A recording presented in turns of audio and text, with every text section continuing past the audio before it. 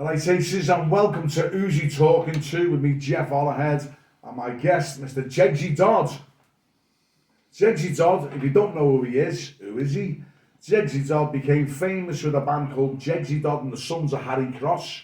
They toured all over England, Europe, and beyond. And he's here today to give us some tales of his stories. But his lifelong career, his job, was following Liverpool Football Club around many arenas. So Jegsy, welcome mate, how are you, Jegs? Not too bad considering the circumstances. Indeed you are, so you look very well. You just recovered also from you had a little bit of a heart attack. Oh yeah. That slowed me down a bit really. Because obviously the body used to be a temple and now it's like the bombed out church, you know. So it's looking a bit rough. Well, I can say one thing, nice, because you grew up in the same. My Mrs. Karen said you used to be a handsome chappy, and some of the photos. What went wrong? don't do drugs. Don't do drugs. But you know what, Jegs? I always start with my guests. So, where you from and what area, and let's get a little bit of background on your mum and dad and. Well, I'm from round this neck of the woods really. Morton, massive. From Morton originally, live in New Brighton now. But also around there, hung round there, you know, just off the rails, a bit of a tearaway. And I've calmed down now, obviously, because I'm older. So you go to Eastway School? Yeah. One with Eddie Trucker Williams, was yeah. A gang of reprobates. Yeah. He said you went to Morton Middle. Yeah, there's a few nutters there as well. Is that when you first got the cane in Morton Middle? No, I got the cane in every school I went to, yeah. I think I was second on the record, detentions. Oh, detentions? Yeah, I used to get loads of that. And doing lines? Well, that was later on in life. So, moving on from there, we'll come on to that later on. You know, Jegsy, so, in your school days, so, tell me how you became a Red. Well, my half father was a Blue. But like in a lot of people in the old days, you go to Everton one week and Liverpool the next week. You know, I was there when Everton won the league in 1970 and stuff, and my half father throw me on the pitch and all that. Was that Harvey yeah. That area? Harvey Kendall. And then you go to one match one week and you go to another. And I remember like first couple of times at Liverpool, and it wasn't the football. We were in the paddock, and just looking at the cop, it was a night game, and I just thought, wow. It was just unbelievable, just the sheer madness, the noise and the swaying and all that. So I probably became a fan more because of the crowd than the team. And then the team luckily became successful around that era. Although Everton was successful as well, so we were both good at that time. And I've stuck with it ever since because, you know, loads fall by the wayside and stop going the match, and then they come back after about 10 years or whatever. And I've just plodded along right the way through, you know. There's a photograph, which is on our Uzi channel, of you actually, as a little ring around your head, and did Liverpool win the league and Shankly was holding it up? 73, yeah. 1973. Yeah. Can you even, I know that's going back, but not to put it on the spot, but who was the main, what was the team then? Who was the main sort of players there in the team? Phil Thompson, Sammy Smith, you know, Keegan and players like that. We used to go in the Annie Road end then because the away fans, we were like the original Annie Road enders because it just kind of started. If you had an away end with away fans in, we'd go there just to annoy them, you know. Taunt them. Yeah, and there'd be initially about 50 of us, and then it just grew and grew and grew. So the Annie Road was our end. And it was a bit weird because I remember going in there in the derby when it was all Everton, and there was still about $100 in there singing the road end, and they were all like, "What are you doing there?" Well, it's our end. And they go, "No, it's not, it's Everton's end." But back in those days, it wasn't too bad, Liverpool and Everton. You knew all the Everton lads. You know, you got on with them. They used to go to Yankee Bar as well. Totally agree. Because our Cliffy, my brother, was a Red, and my dad used to kick us out every Saturday. So I'd go and watch Liverpool or go and watch Everton, like many other families. It wasn't a shame. But I remember going to Anfield, and I got crushed, which we'll go on to later on. and our Cliffy was laughing his head off because the gates would open in the cop around about half 11, 12, and everyone was in a queue.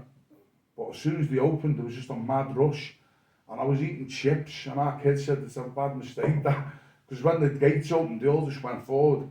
My chip went down, and next to that I was slipping everywhere, but I got tweaking up, and I was screaming. Back onto it, that's why I think it just always scared me when I was a kid going to Anfield, because it was the crowd. I've been in situations even since Hillsborough where it's been dodgy. You know, your feet are off the ground, and you're actually getting carried along by the crowd. It's scary, you know.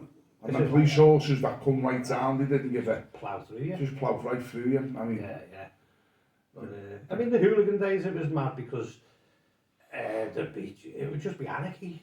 You know, wherever you were, it was just chaos. Even if you weren't involved, or you wouldn't class yourself as a hoolie, you still had to get back to the station. So you would stick with the mob kind of thing. Yeah. So, say you've got 500 Liverpool fans walking to the station. A lot of them aren't hooligans. They're just kind of safety in numbers. Safety in numbers, yeah. Well, that's what happens. I mean, as soon as lads get together anyway, they're always on the protection. Yeah. You're out because you know how things can get leery. Now, talking about leery things, just going right back into the 70s and stuff, what was your first game that you went to? Because can you remember at Anfield? I don't know, it was early days, like I remember we all go from school and all that. I met one of my best mates from years and years ago, probably my first mate ever. He was like my 5-year-old mate. Who was that? And Mark Jones, his name, a lad he lives in Wallasey now, and he was saying that, he said, do you remember you getting carried out by the St John's ambulance out the Annie Road then, when we were 10? And I said, no idea. He said, I think it was something like Vittoria Setubal or something, some mad club. Yeah. And he said, yeah, and I was like, he's with me. And I said, well, we were in the Alley Road then at 10 for a night game on our own. Now you imagine kids now at 10, going to town, getting up Scotty Road, going to the match, coming home late, getting in at like 11:30, 12 o'clock or whatever. At 10. At 10? Yeah. Hey. I remember us bunking the train to London when we were like 14 to go to Tottenham, under the tables on the train, with no money, you know, and then negotiating the tube system in London. And it's like, even as an adult now, I'm like, oh, hang on, what do we get here? And then we got to the game. Who was you playing? Tottenham. And it got called off. And next minute you were on to us. Wow. I was surrounded by all these fellas. The kids. We're just kids, you know. And you just got to run and all that. And you had a couple of big lads who were about 17, but still, they'd be classed as kids now. Yeah. Scary times, you know, but it teaches you learn a lot, like, you know, it kind of makes you streetwise. With the boys' pen, you go in the boys' pen there, you pay, I don't know, £2 or something to get in. And everyone was threatening each other, you know, lads after ciggies and bullying you and robbing your scarf and all that. But it set you in good stead for the rest of your life. You could suss people out. The head workers, the bullies, the whole, the cutthroats. You went in a boy and came out a man, basically. And then you graduate to the cop or the Alley Road end. And then a lot of them graduate to the seats then, but they just calm down, so... We all still standing up though. I know, it's mad, isn't it? Jegsy, so straight away, what was the fashion then? You know, it sounds, do you reckon Liverpool Football Club sort of pioneered the scally? I mean, at one stage we were all dressed the same, it was just big wide kecks, Doc Martens, Bermos, you know, freestyle jumpers and all that, mad kind of bell-head, feather cuts. And then it was almost overnight when trainees and straight jeans came in. And I remember even being round here and people saying, well, what are you doing with like shit stoppers on? And trainees said, you'll all be wearing them soon. Which they did. But we'd go to like Wolverhampton away or, you know, Chelsea away and we'd go, what do you do, man? Training shoes, you know, whooshy cracky dude, you can't know that, you know.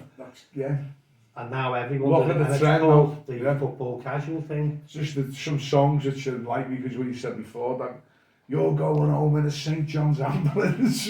Oh, man. So he actually went home in a St. John's ambulance. There's only one way out. So I'm always the one who is a woolly over there, there's woolly over with his 3-star jumper off I got his back. There's a fucking woolly back. I mean, you'd be able to suss the away with his fans brown out. hair weird, I'm sorry, yeah. Yeah. You'd suss the away fans out a mile away, you know. But you'd stand on like sore thumbs, and if you go Yeah. away, Oh, I remember being at West Ham, and there was only about 9 or 10 of us, and we just make our way to our end. Upton Park, yeah. No scarves on and all that, black duffel coat, lowest jeans, pair of samba, and this big cockney, and you'd think, oh, he's my dad's age, but he's probably only about 25, going, oh, he's scarce, we're fucking on to you. And we were like, oh, how's he know? You know, sheepskin coat, skinhead, big boots on. Lenny Looked McLean, out. Lenny Yeah. McLean. And every one of us had a black duffel coat on and tradies, and we just stood out like a sore thumb. And then, you know, but then you could clock other scousers as well. You'd be like that, yeah, I don't know. Straight in, so it's like a great firm. Yeah. So just tell me then, right, so you've gone, you're getting into your 12, 13, you start to be recognised, you're getting the knack of going to the match. What was your match day, you know, say on a Saturday, when they used to play at 3 o'clock, by the way.